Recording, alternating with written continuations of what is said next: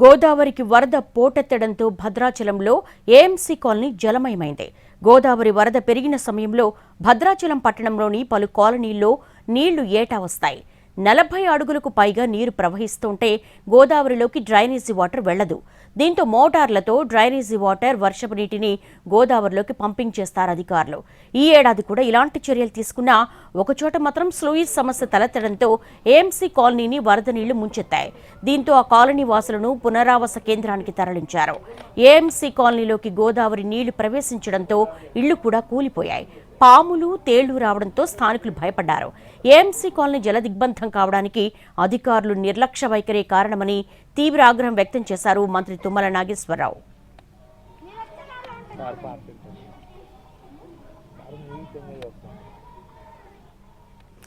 మరింత సమాచారాన్ని మా ప్రతినిధి భూపాల్ అందిస్తారు.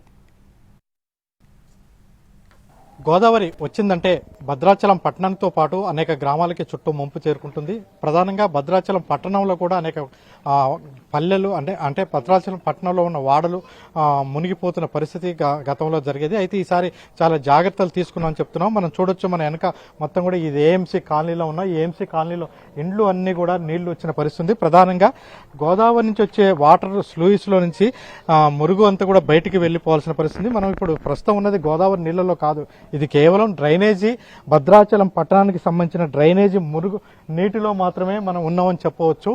ఇక్కడ మనం చూస్తున్నాం ప్రధానంగా మొత్తం కూడా గోడలు కూడా పిల్లర్స్ తో వేసిన గోడలు కూడా కూలిపోయిన దృశ్యాలు అనేది మనకు కనపడుతుంది. అంటే ఎంత నానితే ఏ విధంగా పిల్లర్స్ అంటే కింద పిల్లర్స్ ఉన్నాయి, సైడ్ బీమ్స్ ఉన్నాయి, ఇవన్నీ ఉన్నప్పుడు కూడా ఇది కూలిపోయిన దృశ్యం అనేది మనకు కనపడుతుంది. మొత్తం కూడా ఇక్కడ అంటే 2 రోజులుగా ఈ పరిస్థితి ఏర్పడింది. గత రాత్రి భారీ ఎత్తున వచ్చిన అంటే ఈ డ్రైనేజీ వాటర్ అంతా తిరిగి రివర్స్ కావడంతో ఈ పరిస్థితి ఏర్పడింది. ఇక్కడ మనం చూడొచ్చు, మొత్తం కూడా ఇల్లు మునిగిపోయిన పరిస్థితి. అదే సందర్భంలో ఇటు కెమెరా చూస్తే ట్రాక్టర్ కూడా మునిగిపోయిన దృశ్యం.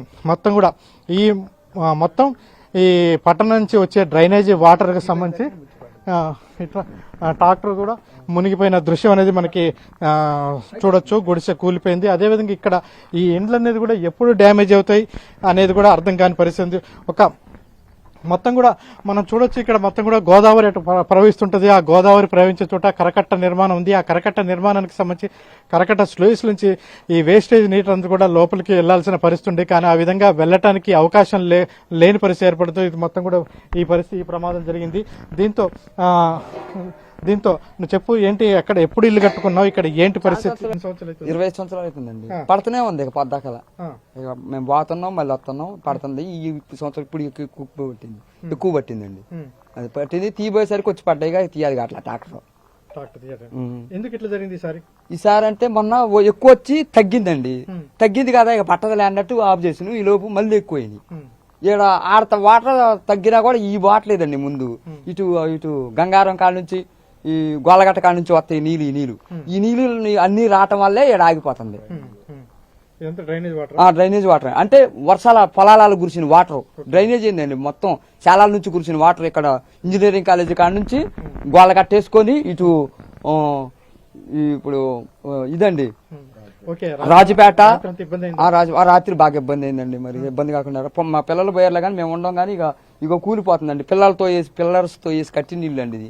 అయినా సరే కూలిపోతుంది. ఇక ఇక్కడ ఆగదు అనుకుంటా.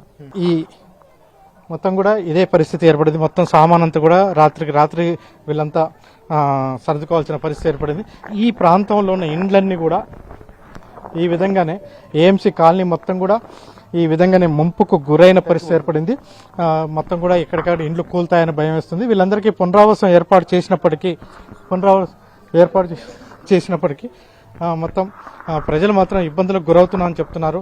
మొత్తం మీద అంటే స్లూయిస్ సరిగా పనిచేయకపోవడంలో ఈ పరిస్థితి ఏర్పడింది. అయితే ఈ విషయంలో మంత్రి తుమ్మల నాగేశ్వరరావు కూడా అధికారులను, ఇరిగేషన్ శాఖ అధికారుల మీద తీవ్ర ఆగ్రహం వ్యక్తం చేసిన జరిగింది. ఎందుకంటే ఈ స్లూయిస్ కి మోటార్స్ ను పెట్టి పూర్తి స్థాయిలో నీటిని ఎందుకు పంపింగ్ చేయలేకపోయారని కూడా మంత్రి తుమ్మల నాగేశ్వరరావు ఆదేశాలు జారీ చేసిన పరిస్థితి ఏర్పడింది. అయితే ఇప్పుడు ఇక్కడ స్లూయిస్ కి మోటార్స్ పెట్టే పరిస్థితి కూడా కనపడలేదు. ఎందుకంటే ఈ గోదావరి నీళ్లన్నీ ఎన్నికి పోతే గానీ ఇప్పుడు స్లూయిస్ కి మరి అదనంగా మోటార్లు పెట్టే పరిస్థితి ఏర్పడుతుంది.